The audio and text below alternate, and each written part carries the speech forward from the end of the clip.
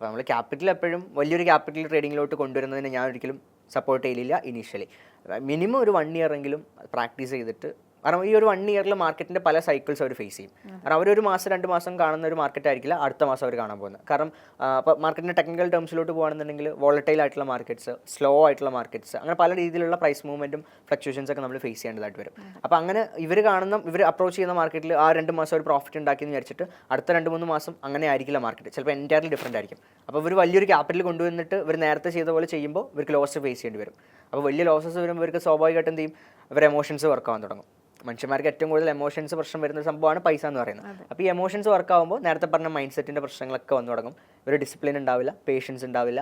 അപ്പോൾ അങ്ങനത്തെ പ്രശ്നങ്ങളൊക്കെ വരുമ്പോൾ സ്വാഭാവികമായിട്ടും ഒരു ട്രേഡ്സും കാര്യങ്ങളും കുളമാക്കാൻ തുടങ്ങും. അപ്പോൾ ഓവർ ട്രേഡ് ചെയ്യും, റിവെഞ്ച് ട്രേഡ് ചെയ്യും, പ്രോപ്പറായിട്ടുള്ള loss criteria, stop loss criteria കാര്യങ്ങളൊന്നും വെക്കാണ്ട് ട്രേഡ് ചെയ്യും. അപ്പോൾ അങ്ങനത്തെ സിറ്റുവേഷൻസ് ഒക്കെ വരുമ്പോൾ സ്വാഭാവികമായിട്ട് ഇവർ എന്ത് ചെയ്യും, വലിയ നഷ്ടങ്ങളിലോട്ട് അത് എത്തിക്കും.